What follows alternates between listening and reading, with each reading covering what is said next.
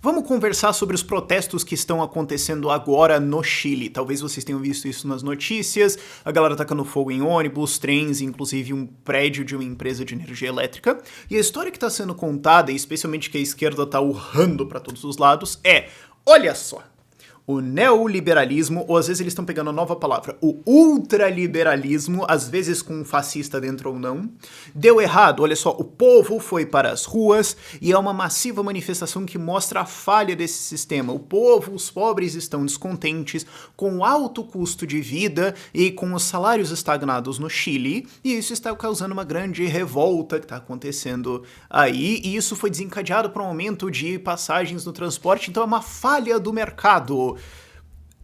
Basicamente nada nessa narrativa tá certo, e é o que eu quero argumentar ao longo desse vídeo.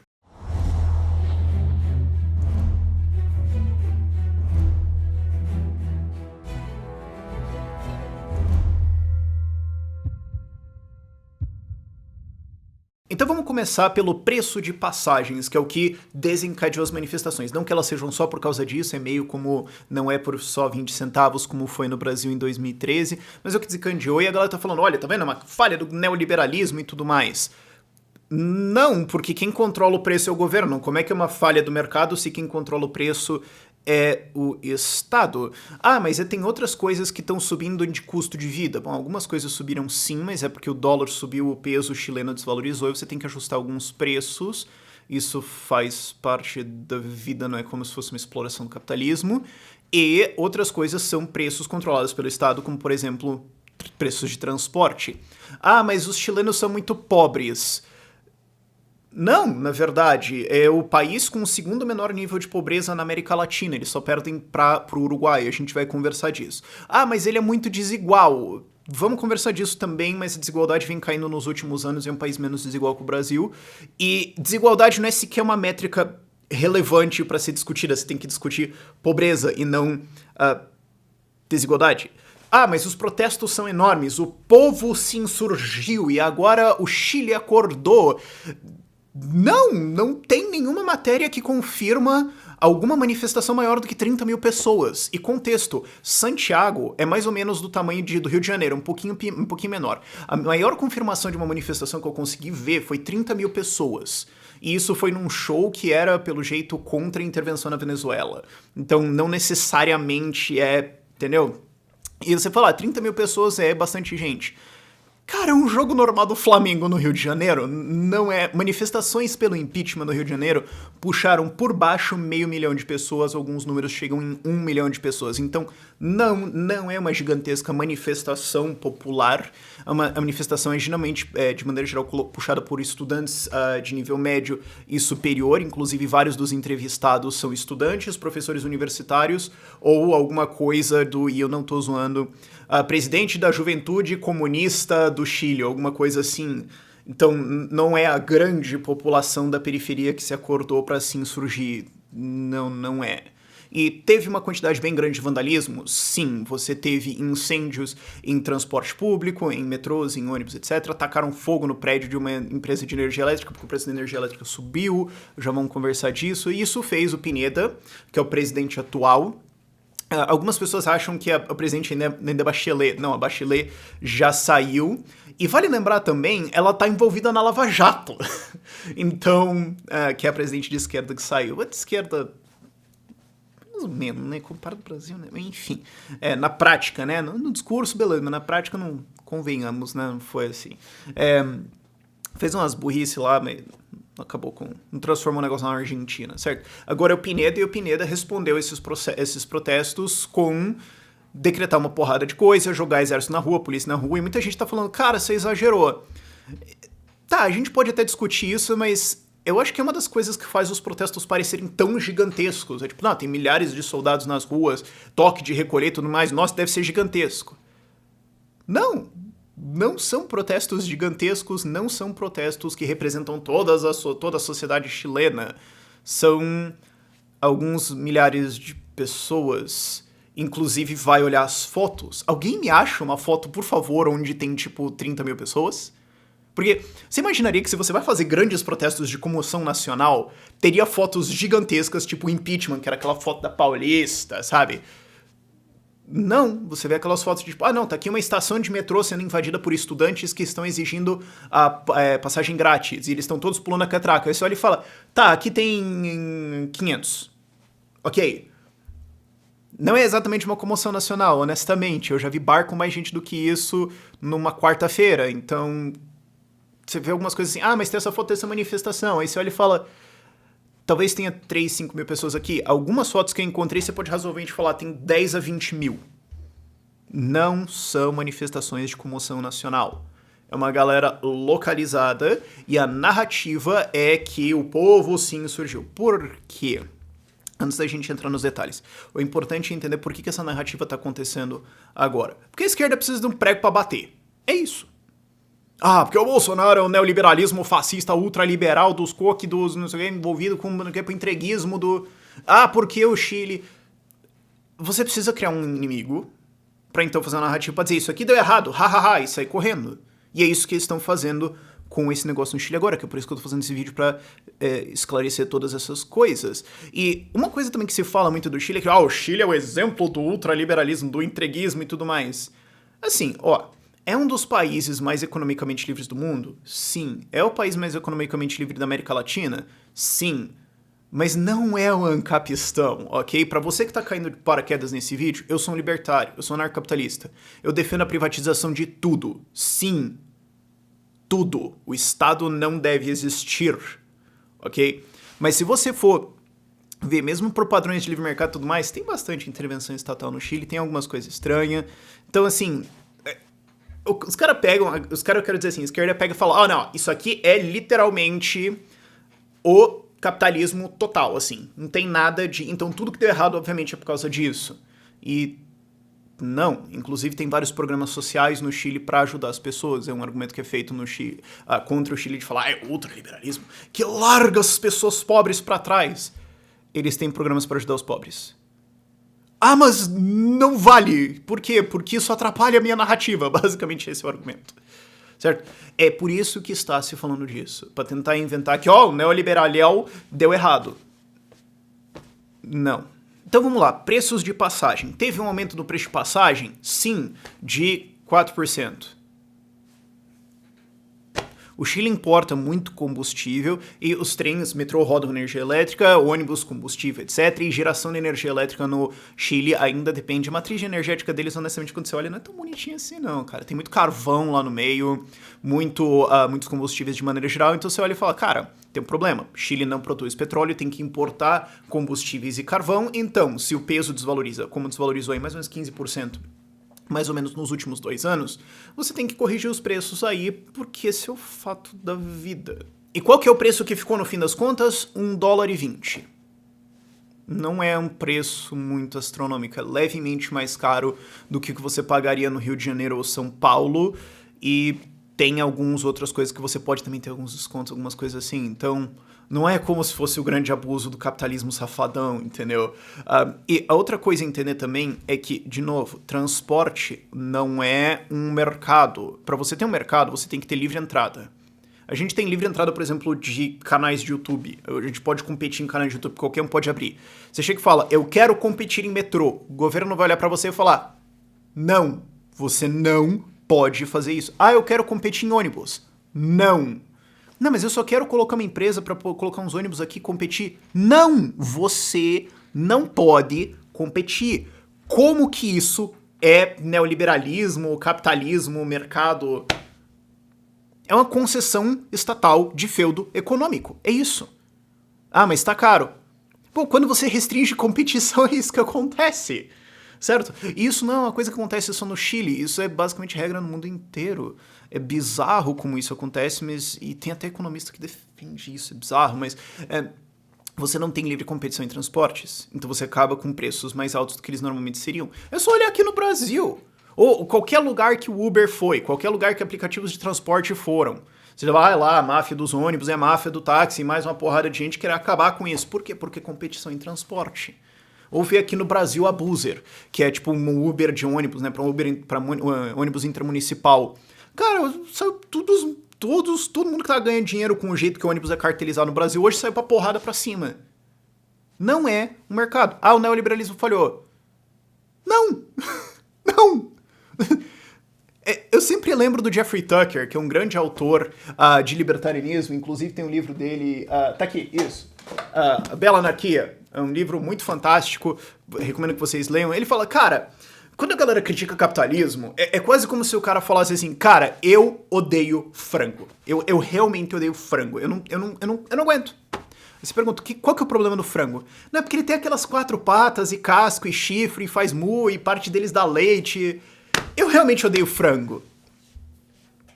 É triste, mas esse é o baixo nível que a gente tem de discussão sobre isso. E outra coisa sobre transporte, de novo, se chama plano diretor.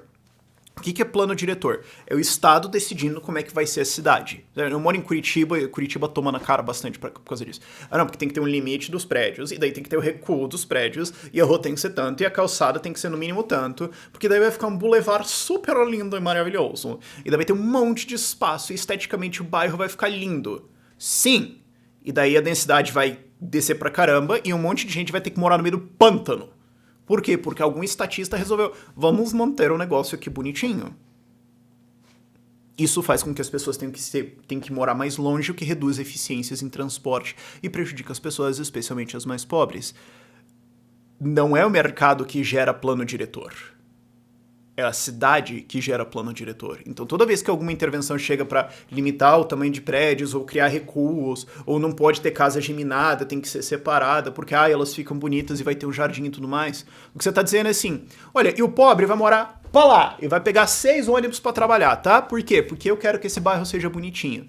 Não é mercado que faz isso, é Estado. Aí vem o outro argumento. Não, mas Rafael, não é só por causa do aumento das passagens no Chile. Tem muito mais do que isso. O custo de vida lá é muito alto. Gente, vamos lá, contexto. A geografia do Chile é dividida entre montanha alta pra cacete, geleira e deserto. Não é como se fosse a grande cornucópia do desenvolvimento e da fácil produção de alimentos. Você tem certas limitações que geram custos mais altos. Não é como se você tivesse... Porque isso que a galera fala assim, mano, é caro pra caramba porque o capitalismo tá explorando. Pergunta, Lesk, por que ninguém entra pra competir? Não dá pra entender isso. É uma coisa que vem me falando de juro no Brasil. Juro de banco no Brasil é muito alto, é exploratório, é realmente um sistema feudal financeiro. Tá. Então o que você tá querendo me dizer é que todos os grandes bancos bilionários do mundo não estão entrando no Brasil para ganhar dinheiro com esse juro por birra. É birra. Eles não querem ganhar dinheiro. Você tem os maiores bilionários do mundo, eles vão olhar e falar, eu não vou ganhar dinheiro aqui, sabe por quê? Porque eu achei a bandeira feia. Não. É porque você tem barreiras que protegem esse grande lucro, ou porque você tem uma situação geográfica, natural do país, que faz com que preços sejam mais altos. Às vezes a vida é assim, ok? A gente não tá no céu. Então, preços de alimentos vão ser um pouco mais caros. Sim, eles importam carne do Brasil, de maneira geral. Então, você vai ter algumas coisas assim. Ok? Mas tem os preços de energia, água, etc., que tem regulação estatal em cima. Mas as empresas são privatizadas. Pergunta, é livre entrada? Burocracia, barreiras estatais, etc., não existem? Tem segurança jurídica e tudo mais? Entendeu? Você vê, digamos, você é um investidor, você fala, vamos abrir alguma coisa de energia solar lá no Chile, tem bastante sol, deserto, etc, né, beleza, vamos colocar isso lá. Olha só, né, tem todo um grande partido aqui gigantesco, e um monte de galera que faz protesto, etc, e às vezes toca fogo na sede de uma empresa de energia elétrica, e eles definem que o preço seja baixado artificialmente e talvez se pá nacionalizado. Quer botar bilhões nisso? No Chile, até você tem uma segurança muito maior do que isso, mas o Brasil sofre isso muito mais. Então, assim, não é um livre mercado de amplo acesso onde todo mundo está indo para lá. Você tem certas barreiras e incertezas que fazem com esses serviços, onde o Estado se mete fortemente, onde tem muita gente crivelmente, politicamente crível, que as pessoas peçam que isso seja nacionalizado, etc. Quando você tem isso, isso faz investidores se afastarem. Então, assim, tem algumas coisas que são mais caras lá? Sim. Mas água é mais cara. Lembra daquela parte que eu falei que o Chile é um deserto? Então, assim, água é um recurso escasso. Se você tá com o preço lá embaixo, o que acontece? Todo mundo consome que nem os desgraçados. Então, o que acontece? Você precisa ter preços para racionalização de recursos. Isso existe com qualquer coisa, vai ter que existir com água. faz parte de ter pouca água no lugar. Ah, mas o custo de vida é muito alto. Não. Quando você compara com o poder aquisitivo das pessoas. O custo de vida em Santiago é 7% maior do que São Paulo ou Rio de Janeiro. E ok, São Paulo e Rio de Janeiro são meio carinhos e tudo mais, então Santiago é um pouquinho caro. Ok, só que tem um porém. O salário médio no Chile é 2 vezes, um pouquinho mais na verdade, o salário médio do Brasil. O salário médio no Brasil é em torno de R$ 2.300. O salário médio no Chile, assumindo uma semana de 44 horas de trabalho, é de R$ 5.200. Mais que o dobro. Então assim, o custo de vida é 7% maior. Sim, em média todo mundo ganha o dobro. Eu não tenho os dados exatamente para Santiago, porque isso é bem distorcido e tudo mais, mas... Isso não é como se... mas os salários estão estagnados. Algumas pessoas da narrativa de esquerda estão falando isso. É que os custos de vida estão subindo e os salários não sobem. Isso é simplesmente uma mentira deslavada. Não tem... Porque ou a pessoa está realmente desinformada e ela não está checando as fontes dela, o que é possível, ou é uma mentira deslavada. Nos últimos 10 anos, o aumento médio de salário real no Chile foi de 4,2%. O gráfico na tela, se você quiser ver. Então, salários estão crescendo. Sim, e no Brasil eles não estão crescendo também, se você estiver curioso por esse número. Sim, você tem aumentos de salário lá, não, a ideia de que salários estão estagnados é puramente uma invenção. Inclusive, se você manter esses últimos 10 anos de crescimento pelos próximos 30, o salário médio no Chile, em termos reais, será R$ 17.800 daqui a 30 anos. 30 anos é muito longe. Eu tenho 29 anos de idade, então assim, cara, teus filhos. Mas aí vem o próximo argumento, que é por causa, as manifestações estão acontecendo porque a desigualdade no Chile é muito grande. Então você tem muita desigualdade. E aí você tem protestos, então isso aí é ruim. Então as pessoas estão protestando a desigualdade. Primeiro, como eu falei antes, as pessoas não estão protestando, são protestos pequenos, são protestos relativamente pequenos, os números não são gigantescos. Não é a galera super pobre protestando, são de maneira geral estudantes e socialistas e comunistas protestando, e desigualdade é uma métrica irrelevante. Pobreza é uma métrica relevante. Experimento. Madagascar é um país onde 77% da população está abaixo da linha da miséria, que é $1,90 por dia. 3 em cada 4 estão na miséria. Se o Jeff Bezos, o dono da Amazon, se mudar para Madagascar, o país melhorou, piorou ou não mudou nada? Eu acho que metade de vocês vai responder que não mudou nada, a outra metade vai responder que melhorou. Mas como é que piorou? A desigualdade aumentou, chegou um cara ricão pra caramba. E daí? Desigualdade é uma métrica inteira e totalmente irrelevante para um debate econômico. O que é importante é a pobreza. Mas se você quiser insistir na desigualdade, beleza, a desigualdade do Chile é menor que o Brasil e tem caído nos últimos anos. Então, a desigualdade subiu, então as pessoas estão protestando. Primeiro, largamente as pessoas não estão protestando. Segundo, a desigualdade não subiu. Se alguém está falando isso, é mentira. Agora, vamos falar de pobreza, que é o que realmente importa. O quão pobre é o Chile, ok? Porque tem essa narrativa do neoliberalismo. Não, porque o neoliberal, eles abandonam os pobres para trás. É uma política de escravização, feudalização de um exército de reserva dos pobres para manter as pessoas para baixo. E é por isso que o Chile, que é o país neoliberal, é o segundo país com menos pobreza da América Latina. Pera. Segundo o Banco Mundial, em 1987, 8,5% da população estava abaixo da linha oficial da pobreza de $1,90 por dia. Já não era tão alto assim em 87.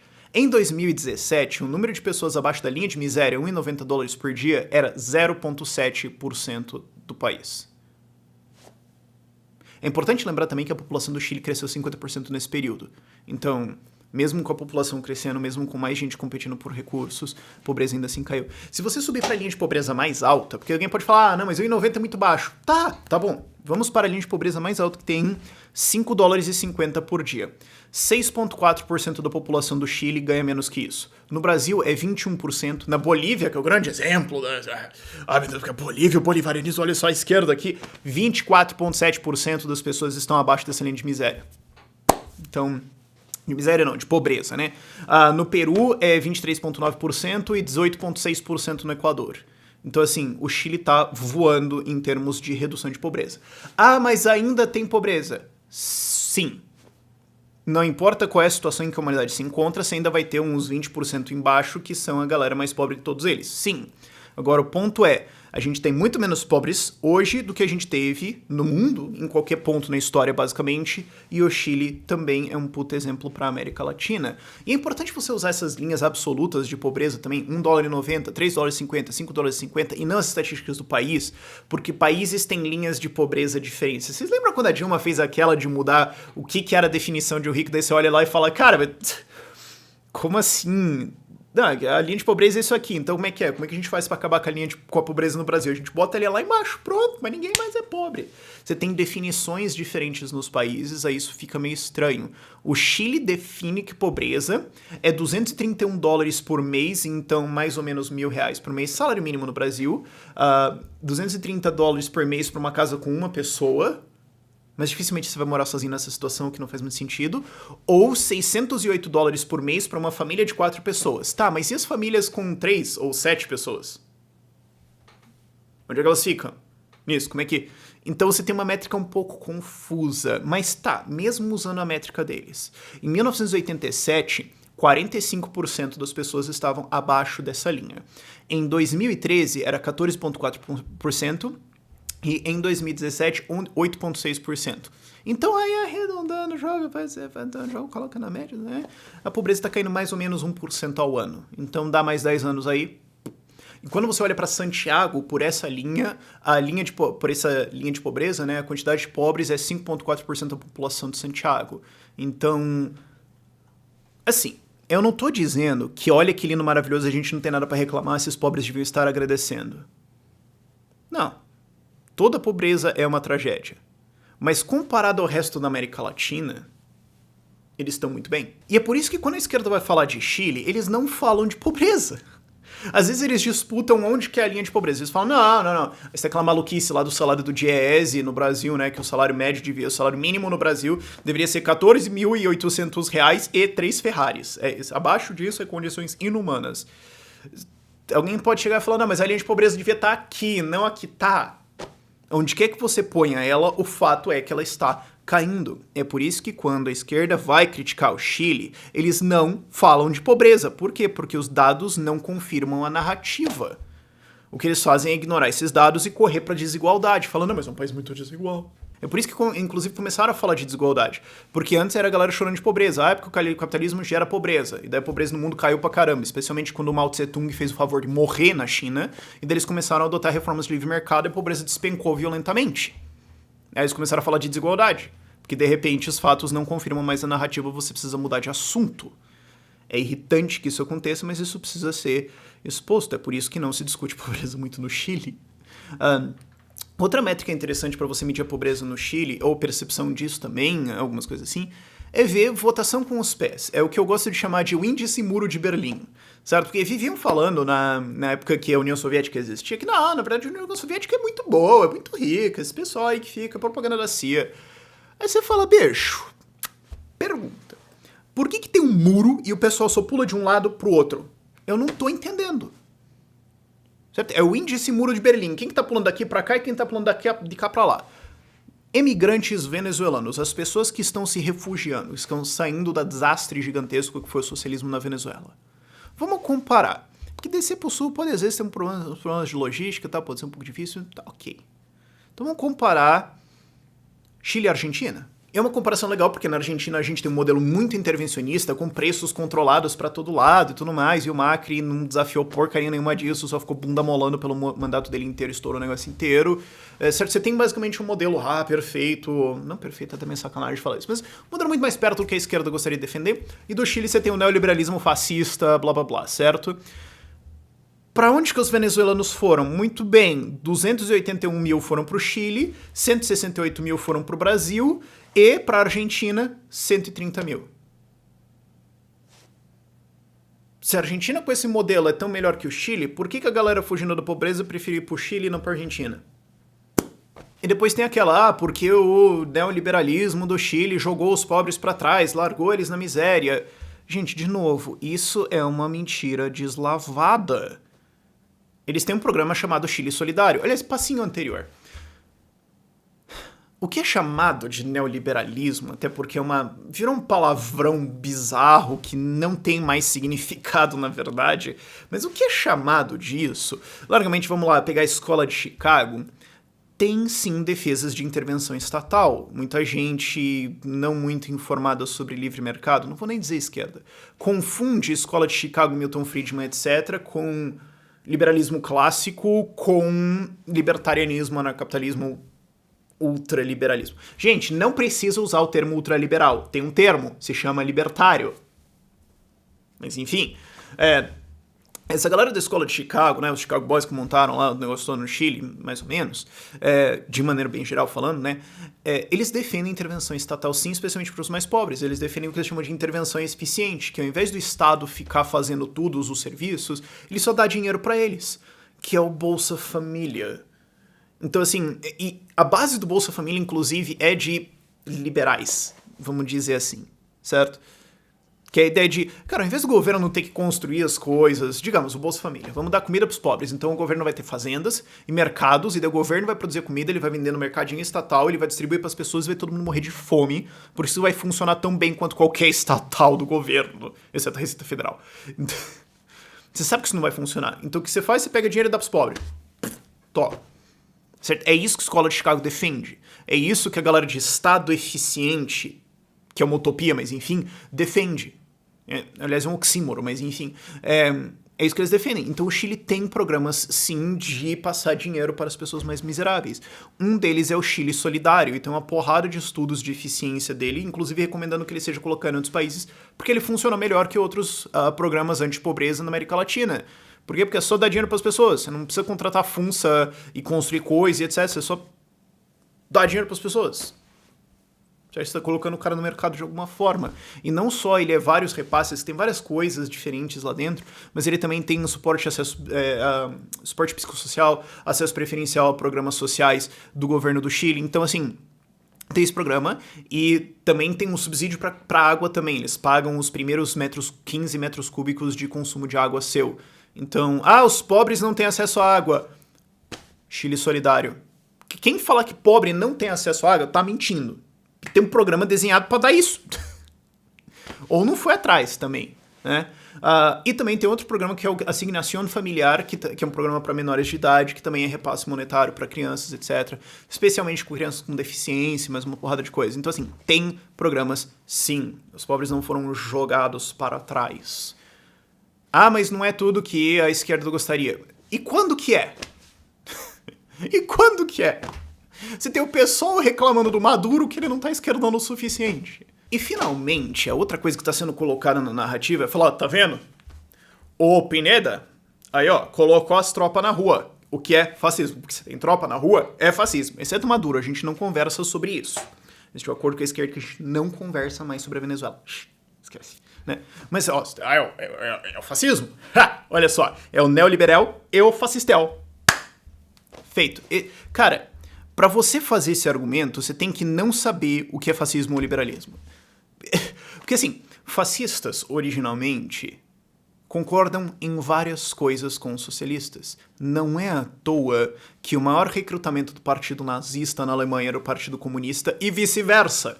Vamos lá, coisas que fascistas e socialistas concordam. Coletivismo, certo? Todo em cima do indivíduo. O indivíduo não existe, existe um grande coletivo, certo? E esse coletivo tem que ser guiado por alguém para a direção que ele tem que seguir. E aí a disputa entre fascistas e socialistas é quem é o coletivo. É o proletariado ou é a raça? São os brancos ou os trabalhadores, etc, etc. Ou quem que vai guiar?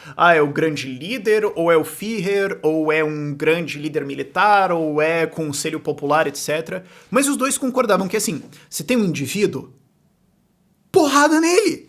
Simples, indivíduos não têm direitos, coletivos têm. Propriedade privada deve ser abolida ou controlada pelo Estado, controlada pelos coletivos. O indivíduo não deve ter direitos à propriedade privada ou alguma coisa, e se ele está no caminho do coletivo, ele tem que ser esmagado. Socialistas e fascistas concordam nisso.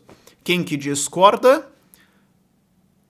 Liberalismo, libertarianismo. A tradição original do liberalismo é defesa de propriedade privada, defesa do indivíduo como loco da ação, o loco do desenvolvimento Certo, a sociedade é indivíduos interagindo e cada um deles tem direitos inalienáveis e cada um deles tem o direito à busca da sua felicidade na maneira que cada um deles defende. É por isso que quem defende liberdade tem que defender, sim, privatizações, livre economia, etc, etc, e casamento gay, liberdade de uso e comércio de drogas e, enfim, tem que defender esses dois. Você defende liberdade, você defende direitos, tem que defender isso. Se você não defende um desses dois, tem alguma coisa errada. Então, quando a galera chega lá com mas é que eu acho que tem que ter liberdade na economia, mas se deixar as pessoas usar droguinha... Tá, então você não defende liberdade, você defende eficiência estatal nos termos que você gosta, então você tem uma contradição lógica, certo? Mas fascismo e liberalismo são antípodas. Se tem uma coisa que um fascista odeia, é um liberal. Se tem uma coisa que um fascista despreza, é alguém que está querendo viver a sua vida e encontrar a sua própria felicidade nos termos que ele quer. A noção de que liberalismo ou neoliberalismo e fascismo estão associados é puramente absurdo lógico e é uma retórica de esquerda só para dizer medo. Tenham medo, votem em mim. Não tem muito mais profundidade do que isso. E isso é um aviso também para liberais, libertários, a galera de liberdade de maneira geral que fica defendendo Pinochet. O Pinochet tinha que se fuder mesmo e acabou. Simples. Ele era um ditador. Era um fascista. Era um cara que queria controlar o Estado. Era um cara que queria controlar a sua vida e colocar na direção do Estado. Mas é que ele derrubou comunistas. Ele derrubou a gente de esquerda. E daí? E daí? É um ditador. Tem que se fuder mesmo. E acabou. Mas ele fez reformas de livre mercado. O que o Milton Friedman falou pra ele? Milton Friedman foi lá. O que, aliás, eu acho que foi até meio... Não sei. Eu tenho sentimentos meio mistos se ele deveria ou não ter ido, mas enfim. Friedman falou e falou, cara, você quer fazer liberdade econômica? Maneiro. Mas não existe liberdade econômica sem liberdade social e vai dar um problema aí porque vai ter uma puta incoerência na sociedade fundamental sobre isso. Escuta, que liberdade é essa? Você vai ter que liberar o social aqui, mas tá bom, você quer privatizar tudo, eu te ajudo. Mas tem que fazer os dois. Então ficar defendendo o Pinochet, porque o Pinochet tirou os esquerdos e tudo mais. Para de falar. Tem que para. Eu fico tão triste quando eu vejo gente defendendo ditador. Eu fico tão triste. Mas é que ele fez uma reforma econômica e tudo mais. Não fez menos do que a obrigação de qualquer pessoa minimamente civilizada de dar liberdade econômica para as outras pessoas. Agora reteve o resto. Por quê? Porque era um ditador incoerente. Porque era um maluco que tinha alguma ideia de que você pode colocar uma liberdade econômica e tudo mais, mas o poder vai continuar na minha mão. Quem defende esse tipo de ideia não é liberal, não é libertário e não deve ser defendido. É só um fascista ou algum ditador maluco que acha que ele entendeu um novo mix eficiente de como mandar na porcaria do Estado. Mesma coisa que o governo comunista lá da China. Mas é que eles têm umas zonas de livre comércio lá e tudo mais, tá? O que é legalzinho e tudo mais. Tá, ok, você pode estudar um modelo e sim, zonas de livre comércio são legais e tudo mais, mas é uma ditadura comunista que tem campo de concentração e tudo mais. Não defende. Eu não entendo porque a galera, entende que China comunista tá errada, mas depois passa pano pro Pinochet. São duas ditaduras. Teve repressão. Matou gente. Tá errado. Mas fez umas reformas econômicas livres. Sim, então, você pega essas reformas aqui e defende e torce pro cara cair num buraco cheio de espeto e morrer. É simples. Mas enfim, eu acho que por esse vídeo aí isso cobre o que tá acontecendo no Chile de maneira geral até. E vamos ter algumas recomendações de leitura para você entender o que é liberdade e direito. Recomendo O A Bela Anarquia, do Jeffrey Tucker, livro lindo e maravilhoso. Redações dele e tudo mais, mas é para você entender o que é realmente o espírito de liberdade, livre mercado e liberdade social também. E recomendo para você o... Livre para Escolha, do Milton Friedman. Essa aqui é a edição estoniana, que é o Capitalismo e Avabados, que é um livro que ajudou a Estônia a se constituir, basicamente, que é o livro do Milton Friedman também, que ajudou o Chile. É só que aqui você vê o original mesmo. É por isso que existe o livro em estoniano, né? O Partido Reformista lá fez em homenagem, e eu ganhei esse livro, achei muito legal. Tenho ele sempre ali, porque eu gosto dele bastante. O livro do Milton Friedman é muito bom. Ele não é um libertário anarcocapitalista, ele defende um estado mínimo e tudo mais, mas é bom, é uma droga de entrada muito boa, né? Eu acho que o Milton Friedman é uma boa droga de entrada pro anarcocapitalismo, é só você pegar tudo que ele fala e aplicar logicamente a todas as conclusões, e não só ficar patinando em algumas coisas. Você consegue entrar. Não é à toa que o filho dele, o David Friedman, é um anarcocapitalista, mas são duas recomendações boas e eu vou colocar mais algumas ali na descrição pra vocês, se vocês quiserem entender. Por esse vídeo é isso. Tchau, tchau.